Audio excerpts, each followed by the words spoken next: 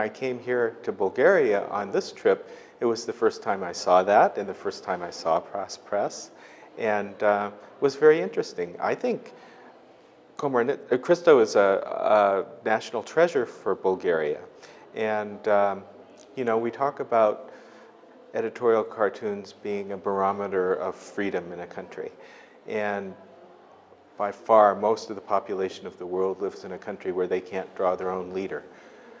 But there's also other ways that governments suppress speech, and it's usually the cartoonist where you see those issues first.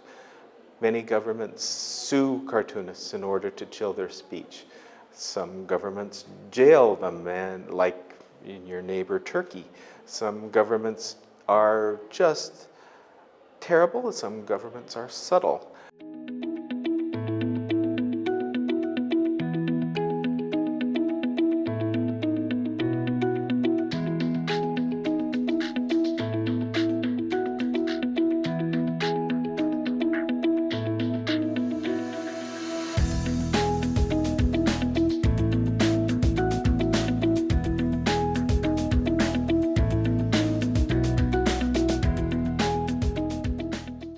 Here in Bulgaria, you know, Christo had the press stolen out of delivery trucks. Even today, he's having great difficulty getting the newspapers distributed to newsstands. I think that makes Bulgaria look bad in the eyes of the world. Press is really an excellent cartoon satirical newspaper. It's like your Charlie Hebdo.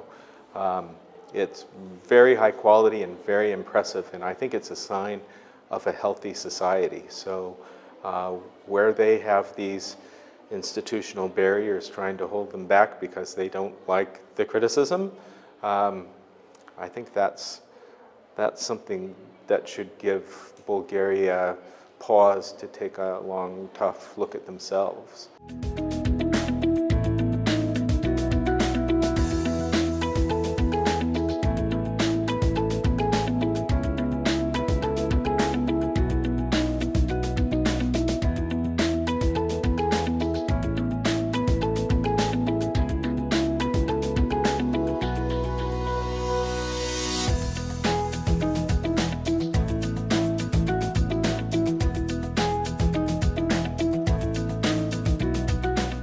I think that's a problem with journalism schools around the world. It's word people teaching about words. And images are just as important as words. And, you know, often journalism schools embrace photography, but cartoons and visual expression and illustration are very important parts of journalism that are overlooked by journalism schools. So, yes, I urge them to be much more inclusive of images as well as words.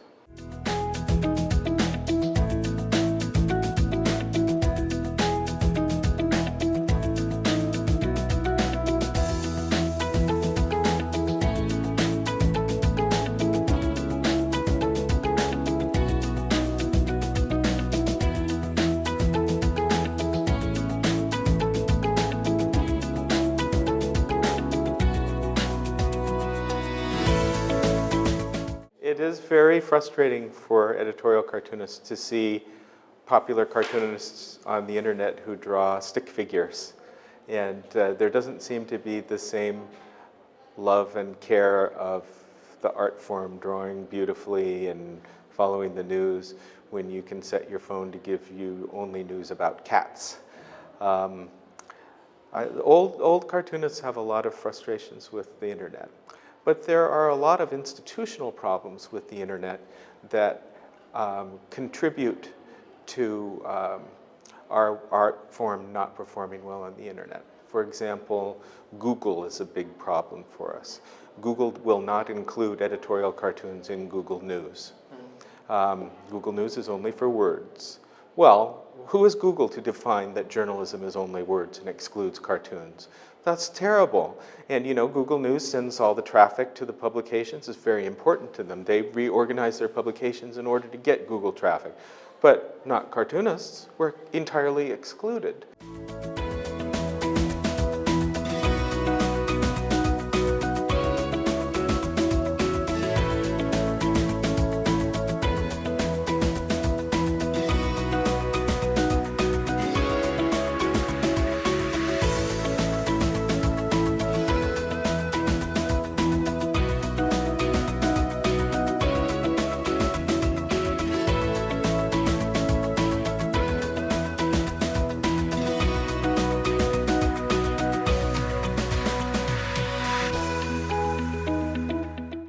Google has their supposed war on syndication.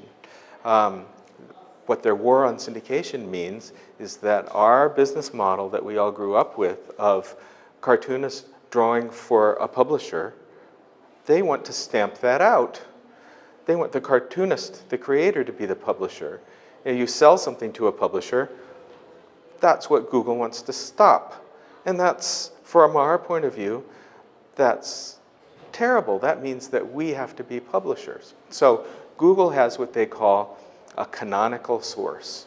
Where is the source for something? So if I draw a cartoon and it appears on a bunch of sites and people pirate it and they put it here or there, you can do an image search and you can see all of these places where the same image appeared. Google wants to stop that. They want to find where the original source was and have that be the only place where it appears.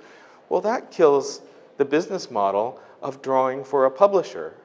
That means that anyone who creates something has to be the publisher.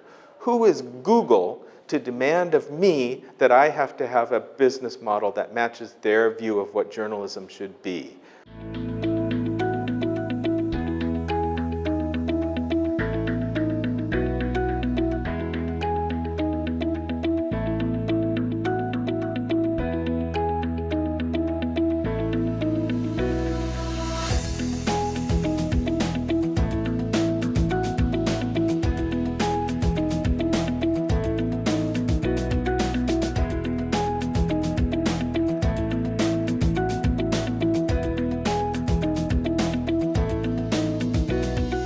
We represent like about 75 active cartoonists, about 100 cartoonists altogether. We have well less than half of our cartoonists where we're the canonical source with regard to Google. And then the other cartoonists that are not canonical with us lower our search engine optimization with Google. So if a client buys a cartoon from us, their traffic goes down because their Google rating and the Google algorithm goes down. Now, you talk about the web being a kind of a big amorphous thing that defines how we should do business different. It's not the web, it's Google. There's a bad guy who's decided that they're going to define what journalism is, and they talk about themselves as though they're defenders of journalism.